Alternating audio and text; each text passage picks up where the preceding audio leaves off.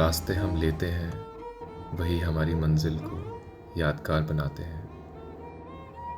Pink city Jaipur से blue city Jodhpur की दूरी लगभग 350 किलोमीटर की है, जो हमने आराम से 6 घंटे में पूरी की। यहाँ लोग साफ़ सुथरी सड़कें और यहाँ का इंफ्रास्ट्रक्चर निहारने नहीं आते, बल्कि लोग आते हैं तो यहाँ के नीले रंग में रंगने के लिए।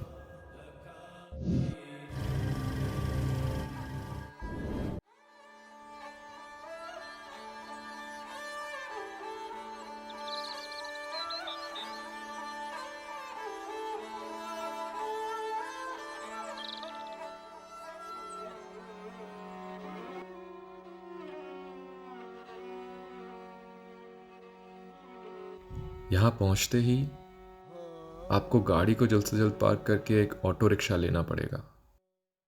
आप ये सवाल नहीं पूछेंगे जब आप वो एक मोड़ ले लेंगे जो पुरानी सिटी की तरफ जाता है,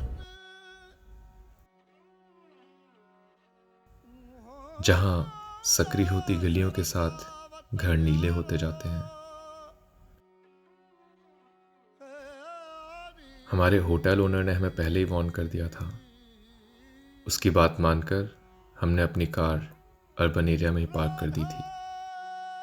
हमारा होटल बहुत आलीशान तो नहीं था, पर उसमें राजस्थान की वो सारी खूबियाँ थीं। दरवाज़ों पर इतनी खूबसूरत कलाकृति, कालीन बिल्कुल वैसा जैसे मिट्टी से लिपा हुआ गांव का आंगन, और वो पूरा कमरा राजस्थान की खुशबू से महक रहा था। आपको आश्चर्य होगा कि होटल्स यहाँ इतने महंगे नहीं हैं। मैं आपको सजेस्ट करूँगा कि आप अपना होटल मेहरानगढ़ किले के आसपास ही बुक करें। हम अपने होटल की छत से खूबसूरत नीले घर और अद्भुत मेहरानगढ़ किला देख सकते थे।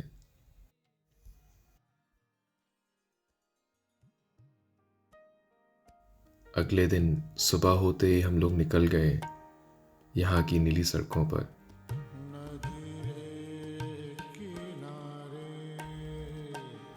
ये कोई स्वर्ग से कम नहीं है स्ट्रीट फोटोग्राफी एंथुसियास्ट्स के लिए।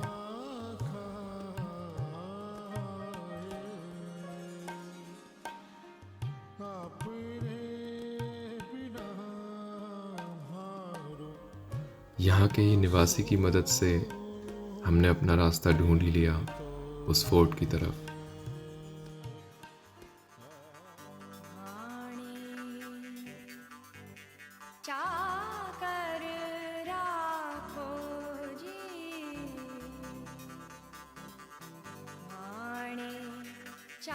बस सुबह के नाश्ते और चाय के साथ हमारा दिन शुरू हो गया।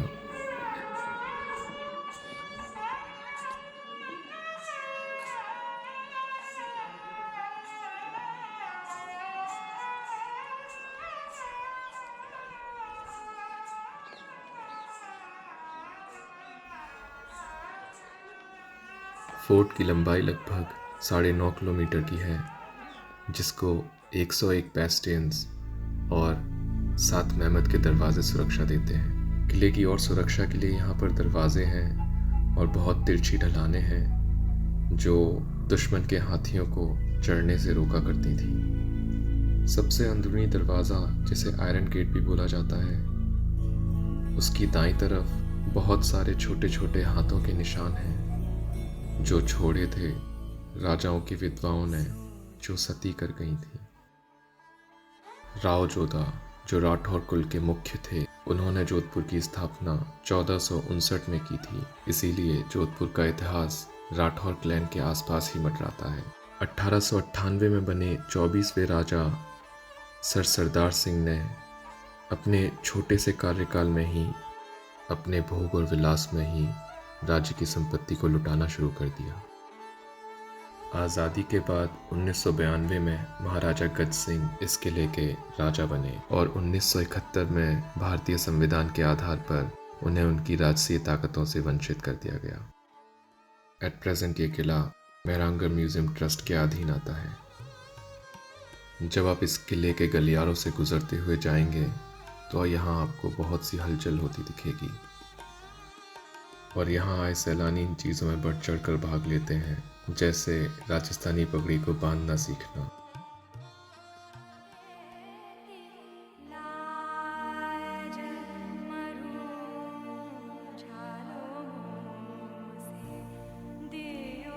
यहाँ के दौलत खाने में एक सोने की पालकी है जिसका नाम है महाढोल, जिसे देखकर आप जरूर आश्चर्यचकित होंगे।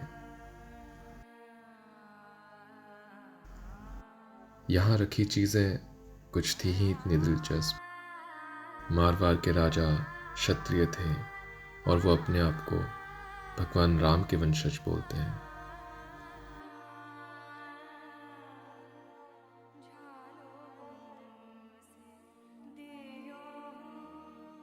यहाँ आगे जाते हुए आपको ये टेंट दिखेंगे। शाही घराने लंबे सफ़र तय करते हुए इन्हीं में रुका करते थे। तख्त सिंह, जो मेहरानगढ़ फोर्ट में रहने वाले आखिरी राजा थे, उन्होंने बनाया था तख्त विलास, जिसका डिज़ाइन और आर्किटेक्चर दोनों ही बहुत खूबसूरत है। इस म्यूज़ियम से निकलते ही आप एक खुली जगह आते हैं जहाँ से आप पूरे शहर को निहार सकते हैं।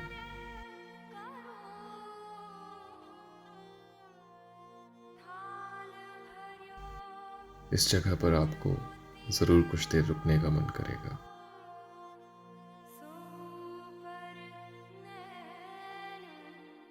ये लकड़ी के दरवाजे पर की हुई नक्काशियां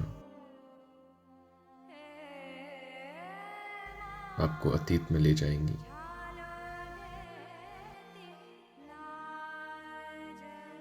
यदि आप अपने आसपास के सैलानियों को नज़रअंदाज कर दें तो शायद आप उस कवि की चेतनाओं में जा सकें जो कभी यहाँ कविताएं लिखा करता था। एक और पीस ऑफ आर्ट इस हॉल में दुर्गादास राठौर की पेंटिंग है, जो एक जर्मन आर्टिस्ट आर्चिबाल्ड एच मुलर ने बनाई थी। दुर्गादास राजा जसवंत सिंह के समय सेनापति थे और उन्होंने मुगल से कई जंगें की थी, साथ ही कई बार औरंगजेब की सेना को हराया था। इंसान को एक संतुष्टि सी होती है किसी को अपने काबू में कर, जो एक राज्य के राजा में बहुत आसानी से देखने को मिलता है। पर यह बाहरी संतुष्टि मन की शांति नहीं देती। उस राजा को अपना राज्य खोने का डर हमेशा सताता है, इसलिए बनाता है वो बड़ी बड़ी दीवारें और इतनी तोपें होने के बावजूद उसे रात को नींद नहीं आती। वो डर कि एक दिन सब चला जाएगा। और राजा आत्मसमर्पण कर देता है मुक्ति पाने के लिए। जब हम जाने को हुए तब भी मेहरानगढ़ ने हमें निराश नहीं किया। आखिर में एक मसाला चाय और इसके साथ थोड़ी गुफ्तगू, समय हो चुका था पुराने शहर को अलविदा कहने का। जैसे ही आप नए शहर की तरफ बढ़ेंगे, आपको एहसास होगा कि यहाँ सब कुछ स्लो मोशन में चल रहा है। यहाँ से हमने अपनी कार उठाई और हम निकल पड़े देखने the world's best hotel and one of the world's largest private residences. यहाँ लोग दुनिया भर से आते हैं इस रॉयल एक्सपीरियंस के लिए।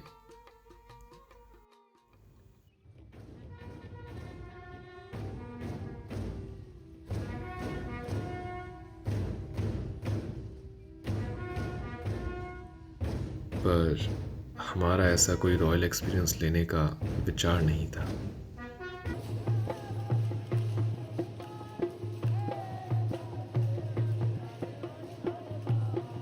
तो हमने बस एरियल व्यू एंजॉय किया और पैलेस का वो पार्ट विजिट किया जो एक म्यूजियम में कन्वर्टेड हो चुका है।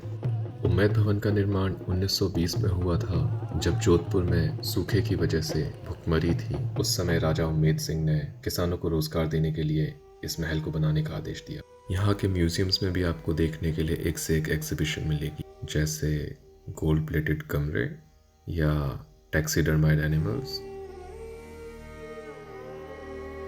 और बहुत सी कुछ चीज़ें। Actually museums are mostly boring.